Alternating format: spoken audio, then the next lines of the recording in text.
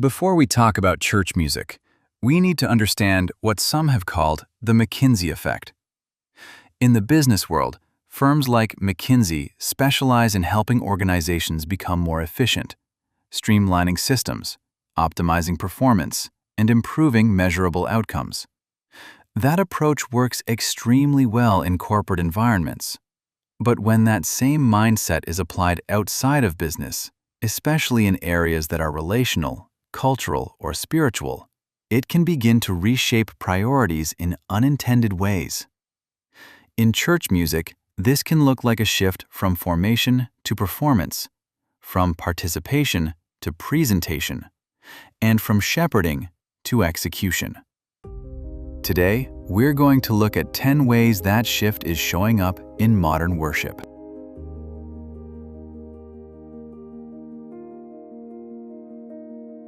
Number 10. When efficiency takes over, formation takes a back seat. Worship becomes something we deliver instead of something that shapes us, and eventually, the product matters more than the people. Every second of the service is planned, songs timed, transitions scripted, lighting pre-programmed. But there's no room for response, silence, or the unexpected. It works flawlessly, but nothing actually shapes the congregation.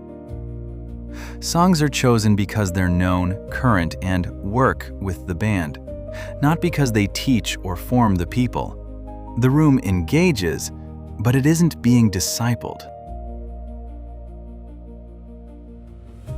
Planning matters, excellence matters, but when every second is controlled, we leave no room for the Spirit to work in the unexpected. And over time, formation gives way to performance.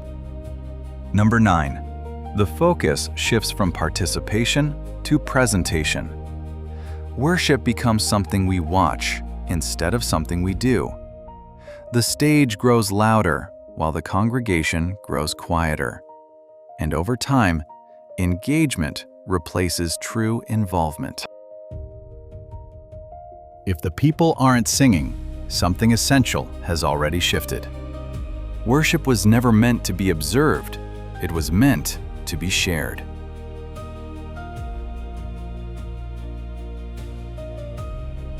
Number 8.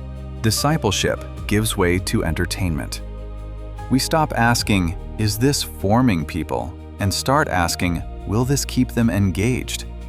And over time, what excites the crowd replaces what builds the church. Number 7. There's a subtle shift toward measurable outcomes. Attendance, engagement, response, all good things. But formation is slower, deeper, and it often can't be measured at all.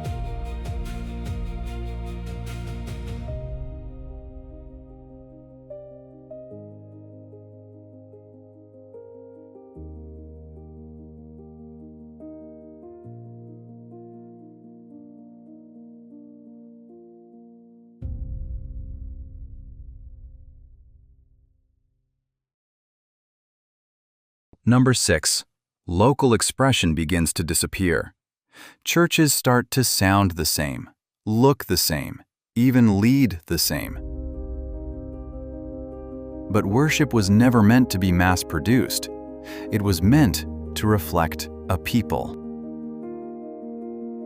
In the business world, when one company is taught to become more efficient, it often starts by copying what successful companies are already doing. The systems work, the results improve, but over time, everything begins to look the same. What was once distinct becomes standardized. That same pattern is showing up in church music. A small number of highly influential churches have developed systems that work, songs that travel, production that scales, and models that deliver results. And as those models are adopted, churches begin to draw from the same sources. Over the last decade, nearly all of the most sung worship songs can be traced back to just 4 churches: Hillsong, Bethel, Elevation, and Passion. In fact, Studies show that around 95% of the top songs used in churches came from those same circles. Some critics have raised concerns about lyrical depth in parts of Hillsong's catalog, suggesting that certain songs lean heavily into personal, emotional expression rather than emphasizing the fuller scope of biblical theology and the character of God.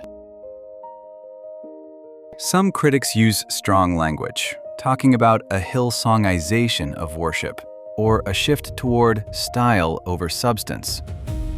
Others point to a kind of gatekeeping, where a small number of voices shape what the church sings.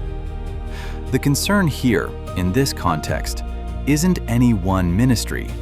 It's the concentration of influence. Bethel has also faced significant scrutiny. Critics point to certain practices tied to the New Apostolic Reformation, along with concerns about leadership accountability and reported supernatural experiences in worship. The question isn't just about Bethel, but how these ideas influence the broader church. The rise of megachurch worship music represents more than a stylistic shift. It changes how theology is formed in the congregation. Because people internalize what they sing, not just what they hear, the move toward widely adopted, radio-ready songs can gradually reshape belief.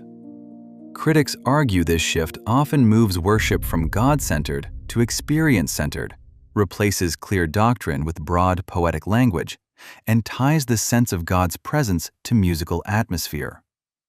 Over time, this can affect theological depth, church identity, and even the spiritual resilience of the congregation, especially when traditional anchors are removed. Number 5. Clarity begins to give way to ambiguity. Songs become more poetic, more open-ended, but sometimes less precise in what they actually say about God. Language broadens so more people can sing it, but in the process, meaning can become less defined. And over time, what was once clearly taught becomes open to interpretation. Bethel Music's Corey Asbury writes the lyric in the song Reckless Love. Oh, the overwhelming, never-ending, reckless love of God. The hymn, Immortal, Invisible God Only Wise, speaks with clarity, describing God's nature in precise theological terms. Reckless love speaks more poetically, but that language is open to interpretation. And when words are open to interpretation, clarity is reduced. Number 4. Formation gives way to the moment. Worship becomes something powerful in the room, but less formative over time. It creates an experience, but not always a foundation. And over time, people are shaped more by moments they feel than truth they carry. This is what some have called the experience economy, a model that now shapes much of modern church life. It helps explain the theological thinning we've been talking about. The difference is simple: a sugar high versus sustained nutrition.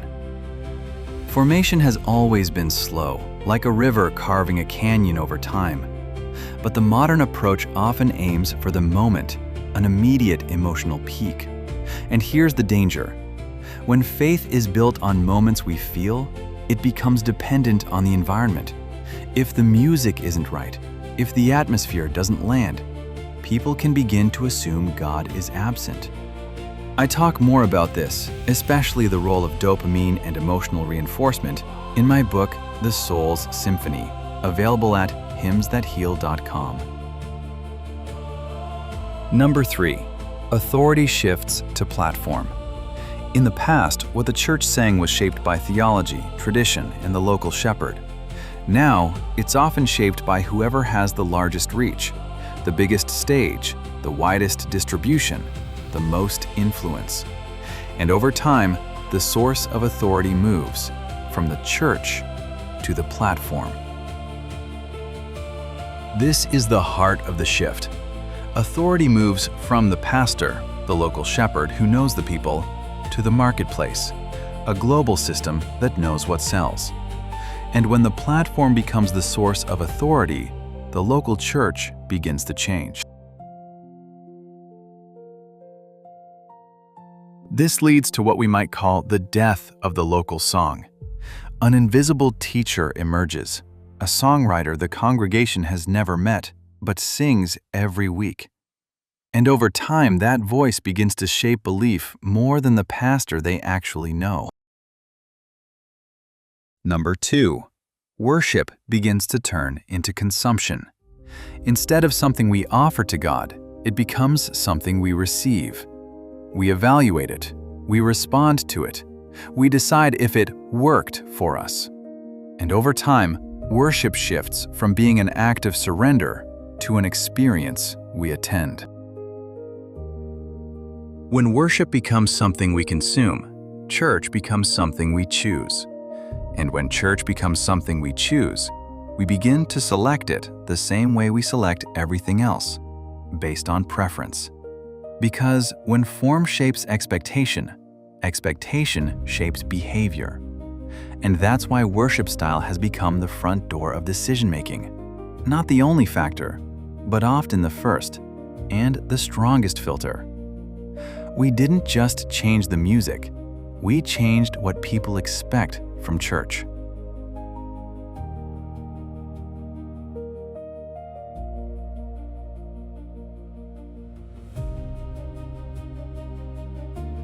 Number 1, the center shifts. Worship was never meant to revolve around us, our preferences, our experience, or how we feel. It was meant to center on God, His character, His truth, His glory. But over time, the question quietly changes from, "Is God honored?" to, "Did I feel something?" And when that happens, the center of worship moves from God to us.